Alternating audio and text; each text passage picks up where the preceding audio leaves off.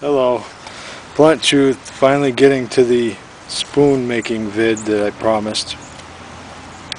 First thing is the wood selection. You want a piece of hardwood, of course. Maple, oak, ash, elm. This is a piece of elm, whatever. And cut it about twice the length of the spoon you want. And the reason why I'll get to in a second is one of my tricks to why I think my spoon making method is easier than others. And where you select the spot on it where your bowl is going to be, the bowl part of your spoon, the scoop, and you don't want any knots there. This is the spot that I want. It's the bottom of my bowl part of the spoon. So you can picture the spoon being right here, the handle here. So I want to cut away this right here down to the bowl first.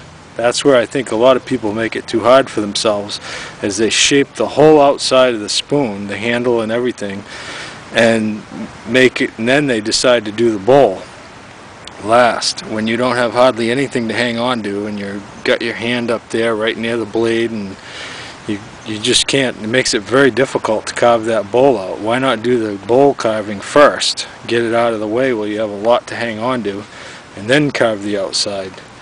That's the main trick of it to me. That's how I do it, and it sure is easier that way. So basically, this is the bottom of my spoon right there. So I'm going to carve away here until I get to the center of the wood. When I hit the center, then I got to start carving the bowl out. So obviously this isn't going to be real time. I'm going to do some editing. I'll do some on camera here.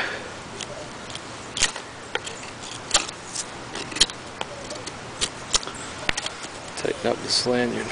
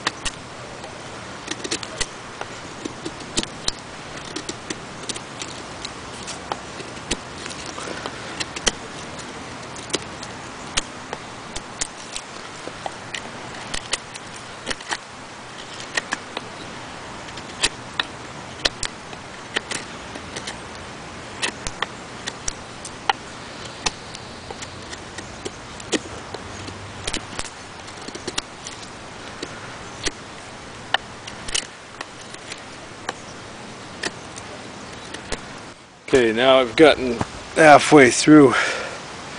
Forgot to turn the camera on before I started this part, but what I do is put a foot on each side of this. One reason why I leave it long like this, to hold it, and then you can use a lot of leverage in your hand and make kind of a square hole at first. Careful not to go all the way through, of course. And you pry like this on each end. Turn your knife and do the other side to cut down deep, cross grain.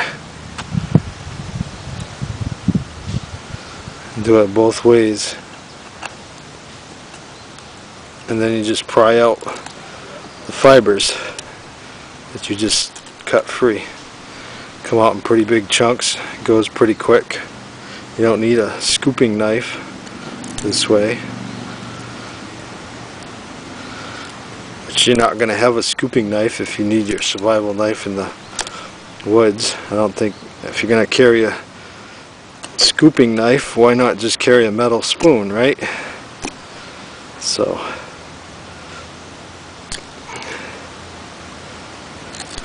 by leaving it long enough and carving the bowl first instead of the shape of the spoon first, I can use my feet like this to brace it, to help me put more leverage in to carving the bowl out. Makes it much easier to carve this bowl. You don't worry about making it nice and round until you're finishing up at the end. And then that's when you choke up and go around the corners like this. I'll show you that too. Right now, I want to make it nice and deep and wide. So you just keep working like this till you get down there. See, it's going pretty quick. I've only been digging the bowl for, I don't know, probably 5 minutes. So I'm going to cut now and come back when I'm almost done digging it out. Okay, I've worked it down to the depth I want, which is probably about up to my first knuckle on a finger, almost. You know, you decide how big you want your spoon. That's what I want. It's kind of squarish and not really good for eating out of, so once you get your depth, that's when you choke up on the knife, carefully, of course, keeping your fingers away from the edge as much as possible, but you need to choke up to get the control. Pinch really hard right here and just round it off all around the edges.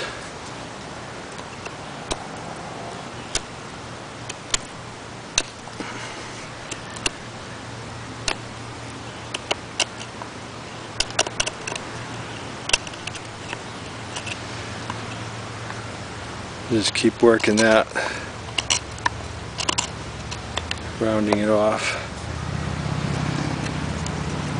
until it's more bowl shaped, more of a round hole instead of a square hole, or a rectangular hole rather.